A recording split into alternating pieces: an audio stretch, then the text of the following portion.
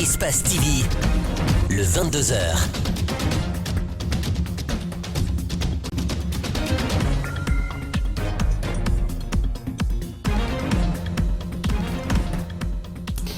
Bonsoir à tous, vous faites bien de nous choisir pour vous informer. Bienvenue dans ce 22h dont voici le sommaire. Lancement ce mercredi à Conakry de la première édition de la conférence nationale sur la protection sociale en Guinée. Protection sociale, instrument de réduction de la pauvreté et de la vulnérabilité. C'est sous ce thème que se tient cette rencontre. Il sera développé une politique nationale de protection sociale.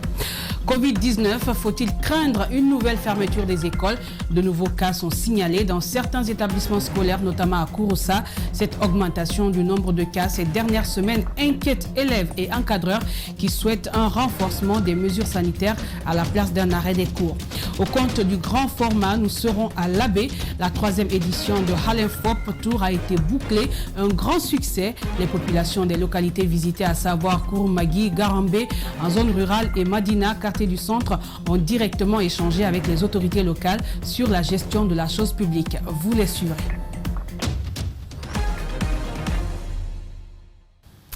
On ouvre cette édition par cette triste nouvelle. Le Premier ministre ivoirien Ahmed Bakayoko est mort. Ahmed Bakayoko était en soins à l'hôpital américain de Paris depuis le 18 février dernier. Il a été ensuite transféré en urgence en Allemagne dans la matinée du 6 mars. Selon Jeune Afrique, l'état de santé du Premier ministre ivoirien s'était rapidement dégradé, ce qui avait conduit à cette évacuation d'urgence. Ahmed Bakayoko souffrait d'un cancer en phase terminale en Allemagne dans un hôpital de Freiburg. Ahmed Bakayoko devait suivre un traitement expérimental contre le cancer. Cela n'a malheureusement pas été un succès. Le Premier ministre ivoirien décède à l'âge de 56 ans. Il avait été nommé Premier ministre par intérim lors de la maladie de son prédécesseur Amadou Gon Coulibaly. Il avait été ensuite confirmé au poste le 30 juillet 2020. Il cumulait aussi le portefeuille de la Défense. Alassane Ouattara, dans un tweet ce soir, rend hommage à un grand homme d'État, un modèle pour la jeunesse et une personnalité d'une grande générosité et d'une loyauté exemplaire. Une scène surréaliste s'est produite ce mardi au Palais du Peuple où se trouve le siège de l'Assemblée nationale. C'est un homme muni d'armes blanches qui s'est attaqué aux gardes du corps qui assurent la sécurité des députés. Au moins 2 militaires ont été blessés. Malik Sangana Kamara et Ibrahima Souri Kamara reviennent sur le film. Les faits se sont déroulés mardi aux environs de 11h au Palais du Peuple, a-t-on appris. D'après nos informations, c'est un individu non encore identifié, muni de machettes, qui s'est attaqué aux agents postés au Palais du Peuple. L'assaillant est parvenu, d'après la télévision nationale, à blesser 2 gardes de l'Assemblée nationale et un motard avant de tenter de s'enfuir. Sur les lieux, c'était la panique totale avec des coups de fusil qui retentissaient. C'est dans ce contexte que l'individu va être poursuivi par d'autres militaires assistés de jeunes du quartier jusqu'au niveau des tombeaux où il sera neutralisé, ajoutent des témoins. Les blessés ont été transportés à l'hôpital du Camp Samori pour bénéficier des premiers soins. Les autorités militaires informées de cette situation sont venues au chevet des victimes pour s'enquérir de leur état de santé. Elles ont confié qu'une enquête sera ouverte pour déterminer les causes de l'agissement de l'assaillant.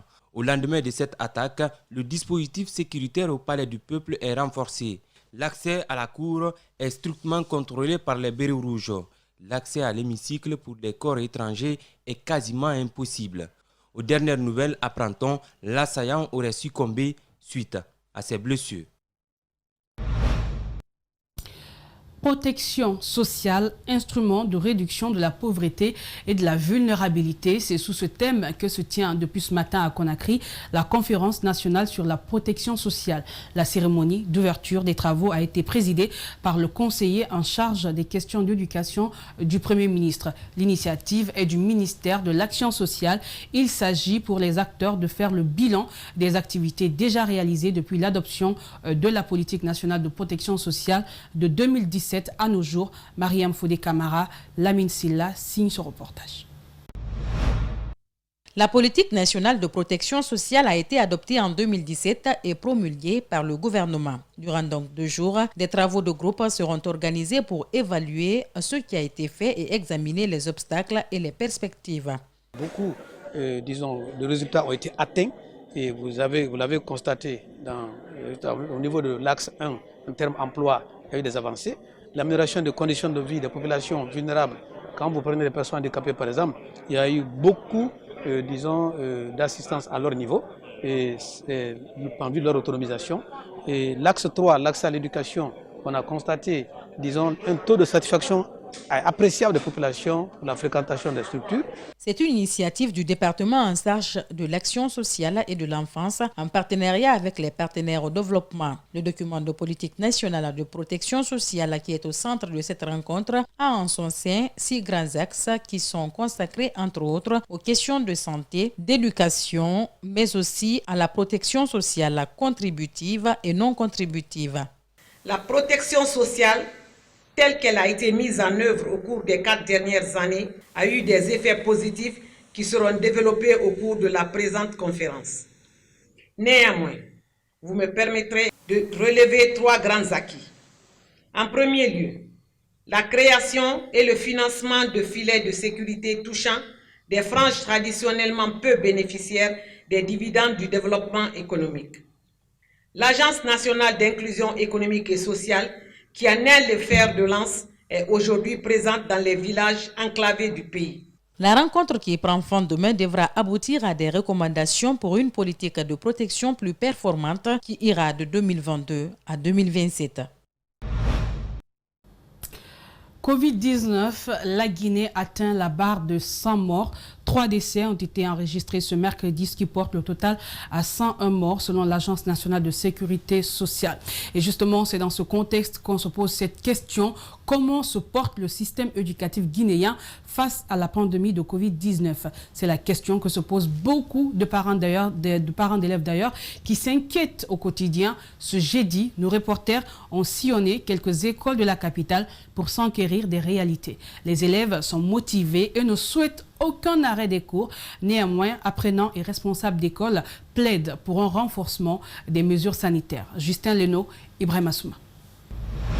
L'année dernière, avec cette Covid-19, précisément le coronavirus, nous avons constaté que nos grands frères et nos grandes sœurs ont eu assez de difficultés à suivre les cours en direct durant les 4 longs mois. Les cours continuent de plus belle dans les écoles de la capitale Conakry malgré les cas de positivité liés au Covid-19. Chacune d'elles dit être vigilante. Effectivement, les mesures barrières, le port des masques et le lavage des mains avec de l'eau et du savon, et on continue les cours comme ça. Les élèves des classes intermédiaires et les candidats aux différents examens nationaux, tous optent pour une continuité des cours en se protégeant. L'année passée, nous avons vécu la même situation et ça ne nous a pas aidés. On ne doit pas fermer les écoles, on doit étudier parce que nous sommes des élèves, on doit faire l'examen. La maladie fait des victimes, mais pas question de paniquer selon les encadreurs des écoles. Ils proposent à l'État des mesures de sortie de crise. Avec la coopération bilatérale avec la Chine, le pays a bénéficié, selon nos entendements, près de 200 000 doses de vaccins, une réalité. Il sera question qu'à côté du personnel soignant, qu'on pense également aux religieux, aux établissements publics et privés d'enseignement général et les universités, qui constituent un foyer de regroupement des personnes, pour ne pas que le calendrier soit impacté aussi par la même crise. Le milieu scolaire, professionnel et universitaire sont des milieux intellectuels. Donc, chaque professeur qui vient en classe peut, par exemple, donner des conseils aux enfants par rapport à l'hygiène, à la propriété, à la distanciation physique, au port de masque, au lavage des mains.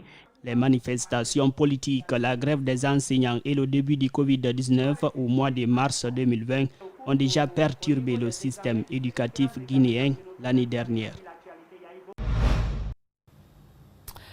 Le saviez-vous?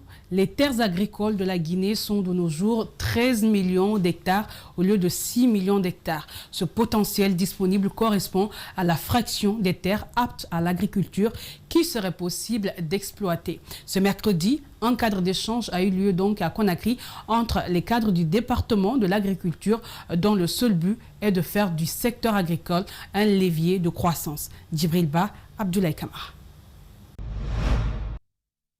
Les travaux de la cartographie ont prouvé que la Guinée regorge 13 700 hectares de terres arables, contrairement à ce que pensent les autres. En d'autres termes, c'est la résultante du zonage agroécologique effectué par l'Agence nationale des statistiques agricoles et alimentaires. Les résultats de ce travail ouvrent le débat sur l'optimisation de l'utilisation des terres et la gestion durable des ressources renouvelables en Guinée.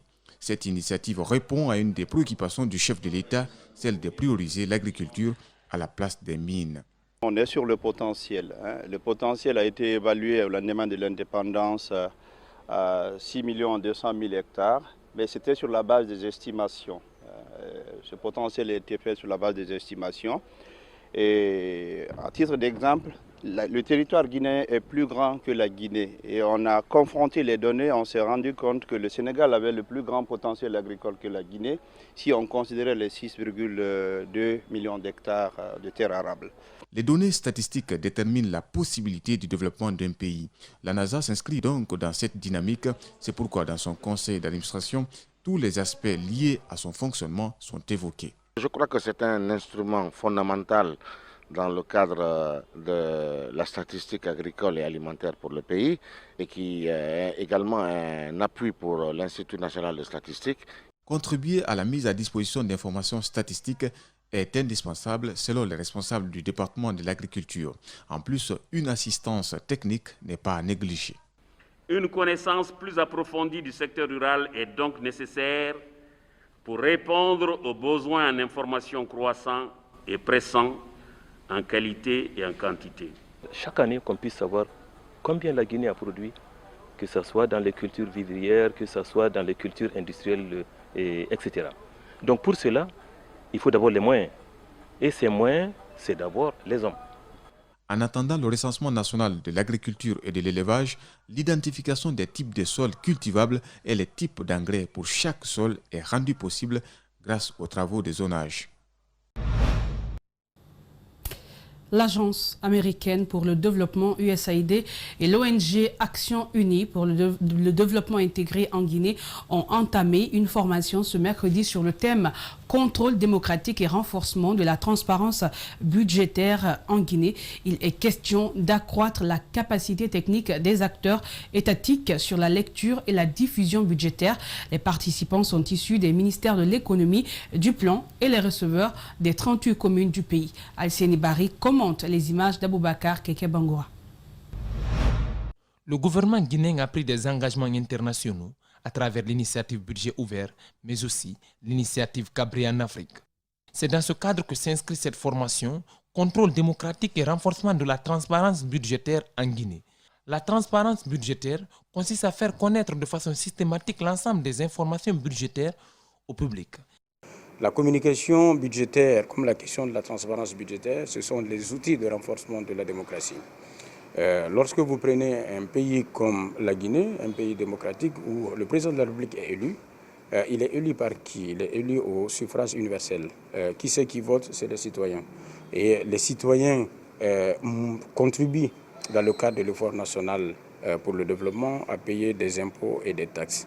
Le fait d'élire quelqu'un et le fait de lui donner les moyens de ses politiques vous donne le droit d'exiger de lui de communiquer sur les ressources que vous avez mises à sa disposition. C'est bien de communiquer, mais on doit communiquer sur quoi? Quels sont les outils que nous avons à notre niveau? Cette activité est pilotée par l'Agence américaine pour le développement, USAID, et l'ONG Action Unie pour le développement intégré en Guinée, AUD. En Guinée, bien de défis restent à relever, notamment l'intensification et la démocratisation de l'information budgétaire, ce, malgré le site internet du ministère du Budget. Aujourd'hui, pour avoir accès à Internet, il faut avoir la connexion. Pour pouvoir lire et comprendre, il faut comprendre français. Et la population guinéenne, je ne vais pas vous l'apprendre, est majoritairement analphabète. Ces participants sont issus du ministère de l'économie, du plan et les receveurs des 38 communes. D'autres ont suivi la formation en ligne et devraient s'élargir aux députés, promet les organisateurs. Des femmes employées de l'usine de traitement des noix de cajou de Kagbélé ont manifesté ce mercredi devant le palais Sékou Touréa. Elles réclament la réouverture de l'usine fermée il y a plus de 2 ans par une banque de la place. Elles disent être prêtes à toute négociation avec la banque afin de pouvoir reprendre leur activité. C'est un reportage de Fatoumata Bintabari et d'Aléouba. Ce sit-in fait suite à la fermeture de leur usine d'il y a 3 ans par la banque nigériane UBA. Ces derniers réclament le paiement d'une dette contractée par les responsables de l'usine d'une valeur de 20 millions de dollars. Trouvée sur place, la porte-parole des manifestantes dit être passée par tous les moyens pour négocier avec la banque en vain. Nous sommes allés voir le ministre de l'Industrie, le ministre Tibou Kamara, pour qu'il nous aide. Nous lui avons présenté tous les dossiers que j'ai là en main. Il nous a aidés. Il a adressé un courrier à la banque, mais jusqu'à présent, il n'y a pas eu de suite. Elles se disent disposées à payer la redevance. Salamane B. Ourima accuse un responsable de la banque d'être à la base de leur malheur. Le monsieur Diallo de la banque UBA, il veut vendre notre usine à l'opérateur sans loi. Voilà pourquoi la banque refuse toute collaboration avec notre société internationale Cash Holding. Et nous n'allons pas le permettre. Ce qui les a poussés à hausser le ton ce matin devant le palais Sékou-Touré pour avoir un tête-à-tête avec le chef de l'État afin qu'il prenne en compte leurs préoccupations.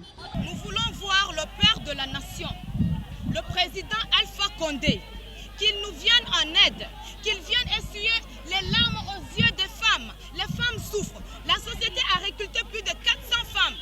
Une plainte qui entraîne l'interpellation de la porte-parole qui est déférée chez le procureur général pour être relaxée 1 heure après. Je suis allée voir le procureur général, je lui ai aussi expliqué. Il m'a demandé à ce que je lui fasse un courrier. Après le dépôt du courrier au niveau du procureur, je dois d'abord écouter ce qu'il va me dire de retour. C'est en fonction de ça, je saurai comment suivre la suite. Cette manifestation n'a duré que quelques minutes. Les agents de la CMIS ont vite dispersé les manifestantes. Après le centre de distribution des antirétroviraux de Sofonia, c'est le point de Gomboya qui a été inauguré ce mardi par les autorités en charge de la santé. L'initiative s'inscrit dans la politique de Médecins sans frontières pour la prise en charge des personnes atteintes du VIH-Sida. Désormais, plus de 100 personnes pourront être suivies dans ces centres décentralisés disponibles à Sofonia et Gomboya. La cérémonie d'inauguration a connu la participation des autorités préfectorales de Koya qui ont d'ailleurs salué et encouragé les efforts des donateurs. C'est un élément de reportage signé Ali Badara Kamara et Ibrahim Assouma. Inauguré en pompe ce mardi, ce centre de Gomboya est le deuxième centre de distribution des antirétroviraux après celui de Sofonia. Il est bâti sur une superficie de 240 mètres carrés et composé de 4 pièces. Une salle d'accueil, une salle d'encodage, une salle de sensibilisation et de conseil des patients et un local réservé à la distribution des produits doté des placards de stockage, plus une toilette de 2 cabines.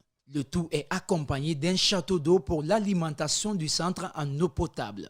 Le projet est réalisé par l'entreprise ACAP, une entreprise de construction et d'aménagement des espaces publics. Celui-ci est financé par Médecins sans frontières.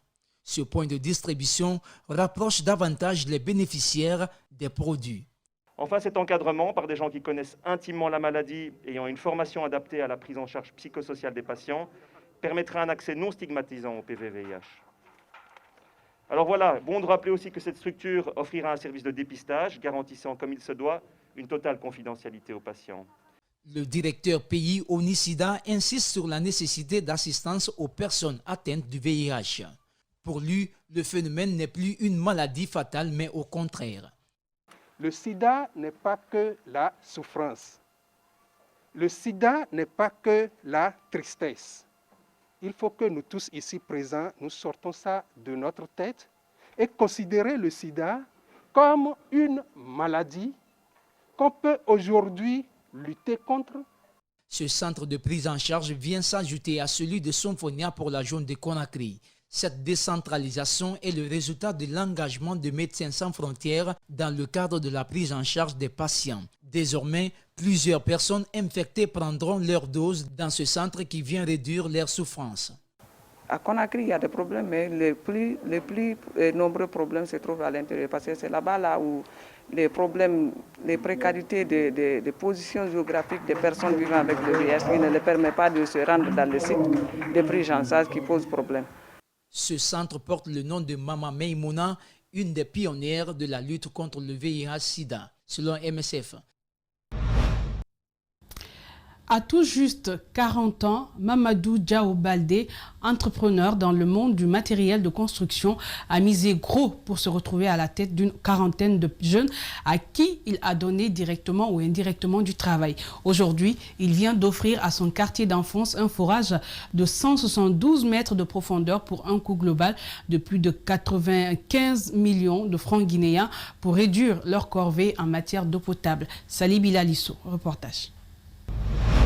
Né à Lilouma en 1980 et aîné d'une fratrie qui compte 3 sœurs et un frère, Mamadou Diao Baldé a très tôt forgé son caractère de leader en pilote à l'IJAD, une association de son quartier de jeunesse avec laquelle il a impulsé d'énormes actions de développement. Le président du conseil des quartiers de Madina, Thierno Mamadou Nourou Baldé, a au nom de tous les citoyens de sa localité exprimé sa joie pour ces gestes citoyens. Le geste de ce jeune homme, c'est un geste réconfortant.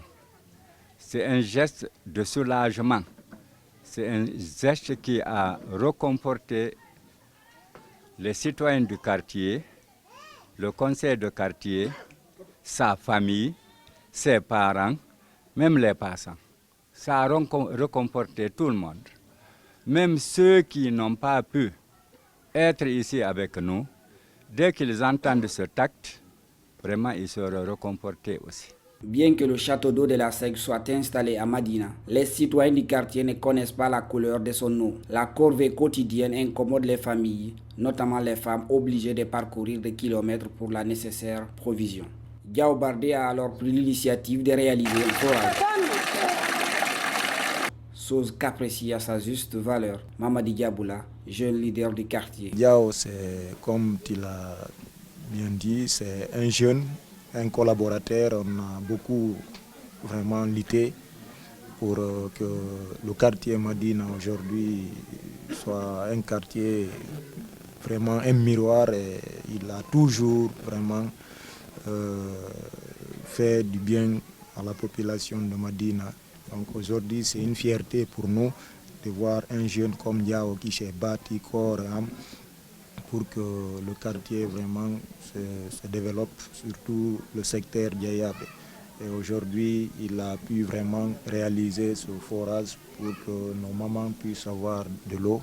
Parce que je peux vous dire que la population de Diayabé souffre beaucoup. Adama Baldé, la mère du jeune homme, sous le coup de l'émotion, a fait parler ses larmes devant son trop plein de joie.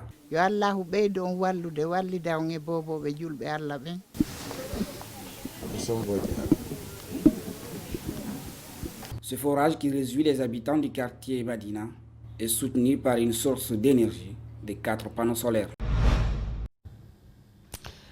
Les travaux d'aménagement et de bitumage dans la sous-préfecture de Touba, située dans la préfecture de Gawal, se poursuivent. Des travaux réalisés par les fils et filles de la localité soucieux du développement de cette zone. Déjà, plusieurs voiries de la localité sont bitumées. Les images de Salifou Lifo-Sissé sont commentées par Djenab Bangoura.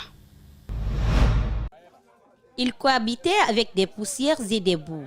Aujourd'hui, leur souffrance est sur le point de se dissiper à travers ces travaux d'aménagement et de bitumage des voiries de la sous-préfecture de Touba, située à 42 km du chef-lieu de Gawal.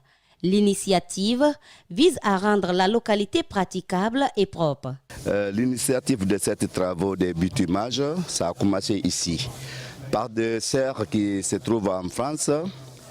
Qui ont envoyé l'argent à notre grand frère El Hadim Famadi. On a fait le travaux autour de ici, communément appelé Bulundala. Bulundala, vous voyez, ça c'est là où on allume le feu la nuit. Tous les enfants de Touba viennent pour lire le Coran, et aussi, ça c'est les Boulons. Boulongo, c'est l'Assemblée générale de Touba. C'est dans cette case sacrée, appelée Bulundala, que cette décision a été prise par El Hadj Famadi après avoir mis des dalettes un peu partout. Cependant, il exhorte les fils et ressortissants de cette localité à multiplier les efforts. Quand on dit d'attendre l'État, on ne pourra rien faire. Touba n'est pas la seule préoccupation de l'État, c'est toute la Guinée. Donc tout ce que nous pouvons faire pour notre nation, faisons-le. Comme vous le voyez sur ces images, la majeure partie des routes sont en béton. Les 22 km qui séparent la sous-préfecture du centre-ville restent inachevés. Et l'âge Sankou sollicite l'aide de l'État. Les travaux ne sont pas encore finis. En quittant Touba pour rejoindre le centre-ville, ce n'est pas encore bitumé. C'est l'État qui doit nous appuyer dans ce sens pour alléger la souffrance des citoyens.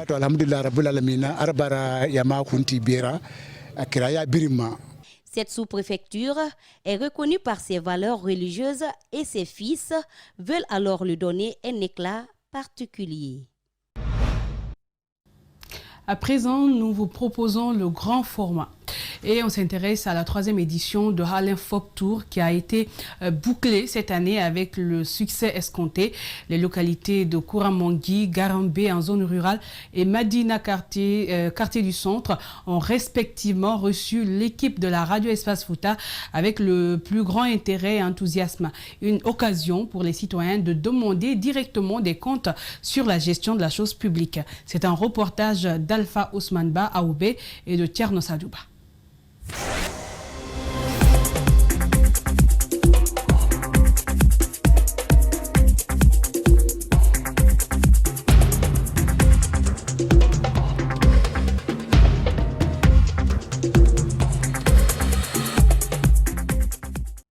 Monsieur le sous-préfet, quand il y a ton cas district, on te dit donc à comment ça? Non mais on va la moto.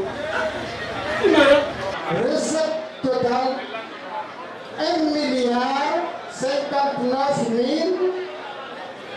500 millions, il était 500 millions,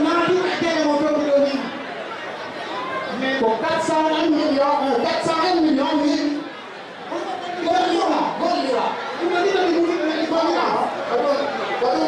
C'est une fois, t'as dit le bon, là on a pression, on a pression, mais on est pas bon.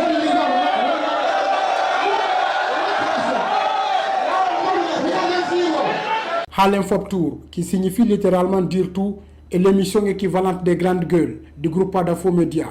Comme Grande Gueule Tour, la 3e édition de Harlem Folk Tour a connu un succès auprès des localités traversées. Le contact direct avec le public a permis de confronter les citoyens à leurs autorités locales. Un travail gigantesque pour techniciens et animateurs. La technique, ça se passe très très bien. Nous sommes déjà là, comme vous le voyez, on a tout installé, on est prêt. C'est seulement parce que c'est le terrain qui commande le combattant. C'est un peu ça. Une fois quand on arrive sur le terrain, on sait déjà ce qu'il faut faire, ou installer ce qu'il y a à installer.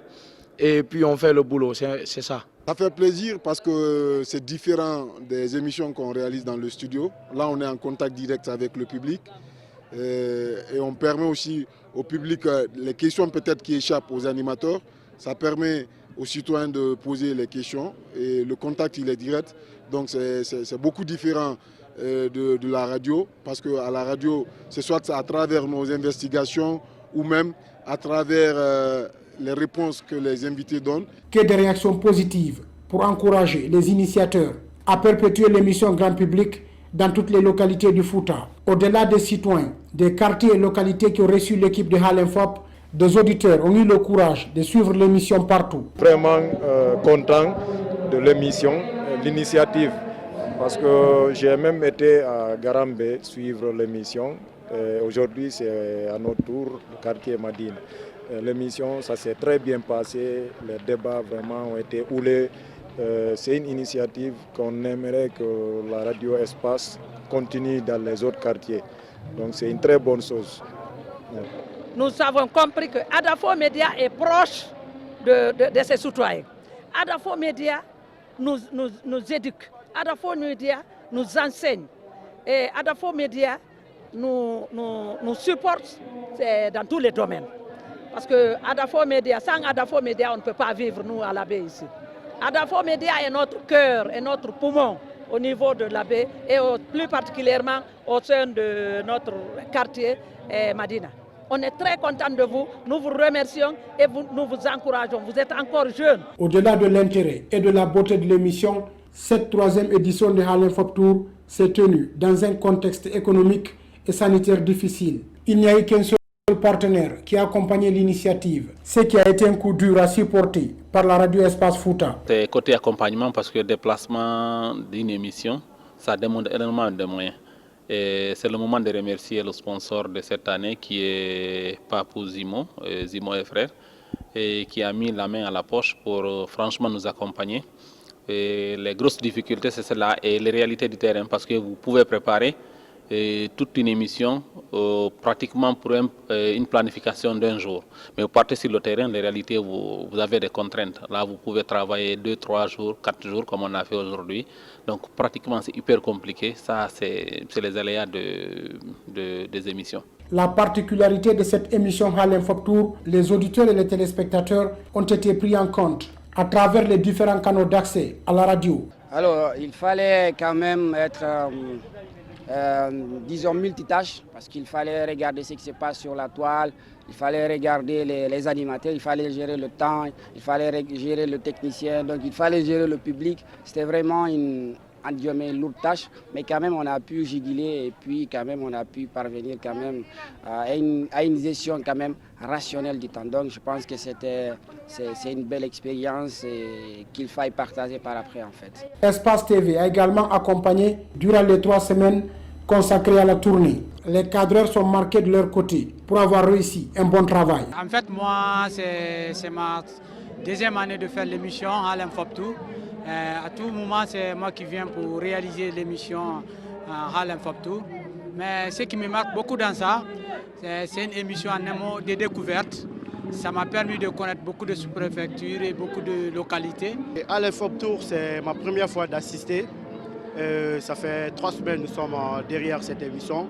Les préparatifs côté technique, c'est une émission qui m'a beaucoup inspiré. Je pense que c'est de belles initiatives, surtout quand on prend Fouta, c'est une émission en langue. Suite aux multiples souhaits et doléances que chacun exprime dans le but de voir Harlem Folk dans son village d'origine, les projets de la boîte sont grands. Cette année, on s'est dit pourquoi ne pas essayer de revenir encore dans les quartiers. Donc on a pris 2 localités, 2 communes rurales, plus un quartier. Inch'Allah, l'année prochaine, on va aller en profondeur dans les quartiers, dans les préfectures de la région de l'Abbé. Au moins une seule préfecture parmi les 5, on va essayer d'atteindre au moins une préfecture pour toujours booster la chose parce que vous avez vu l'ampleur, en tout cas l'intérêt que les gens accordent à cette émission. Bravo à cette équipe d'Espace Labé. Sur ce, moi je vous dis merci. C'est la fin de cette édition. Portez-vous bien et bonne suite de programme sur Espace TV.